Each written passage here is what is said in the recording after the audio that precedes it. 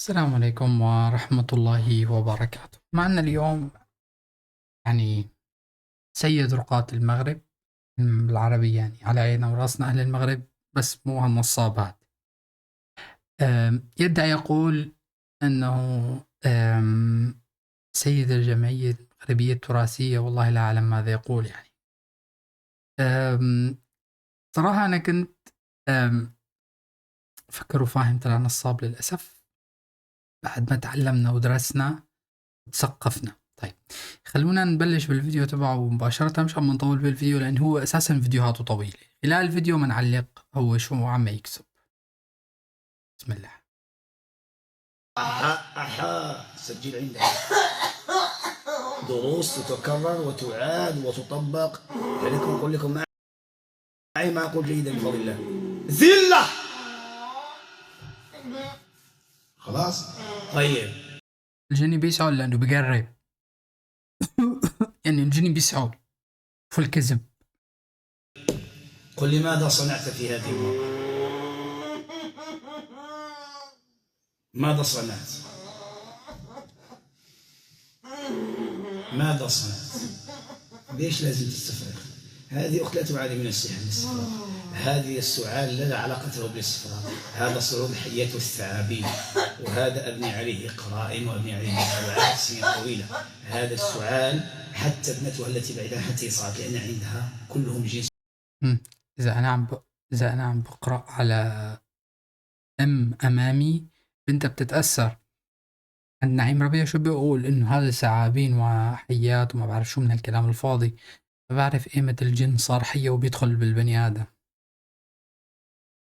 الثعابين والجنسات يصعدون بالسعال. كلما صعد السعال اعلم ان ثم حيات الثعابين مختبئه، انها في طريق الصعود. خذ قاعده لا علاقه له بالاستفراغ البته بفضل الله جل وعلا ابدا، انما اسمع، هذا صعود الحيات والثعابين. ولهذا بعد الجلسه كانت الاولى، بعدما انتهينا من الجلسه ابنتها اصبحت تقول لا ارضي مع انها في العشرين من عمرها. بعد الجلسه الاولى ابنها صعد فيه الشنكار وصعد الدخان الذي عنده هجوم في ايطاليا فوق 30. كلهم يعانون من الذله، والام كانت تعاني من الذله.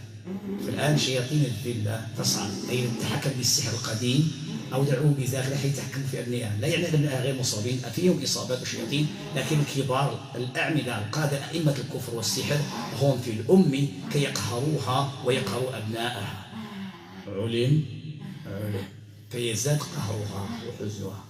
الآن صعود أصحاب الذلة، السحر القديم.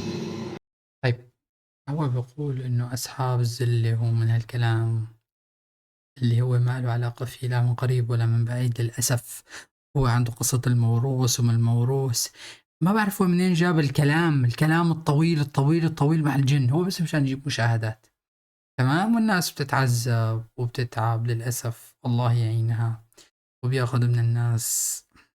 حول ولا قوة إلا بالله. خلينا نتابع. الذي يسكن هذه المرأة المسكينة يصعد الآن.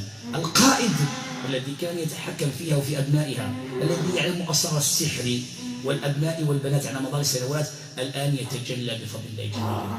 علم حينما يتجلى ولما صعد بهذه أي صعودا بالسعال، ثم بعدها مباشرة هذه أي أنا قوي على الذلة، وقال نعم على الذلة. يقول الآن هكذا أنا قوي، اسمع وهكذا. هنا على أساس إنه الجن طلع وعم يرفرف له بإيديه أنا قوي. أتحدى أمام الناس بيعرف يميز بين صوت الجن. يعني الجن اللي عم يحكي ولا البني آدم اللي عم يحكي ولا عقله الباطن اللي عم يحكي. نصاب. الامرأة تحكم في سؤالها وتحكم في حركة يدها، بمعنى يجيبني صعوده.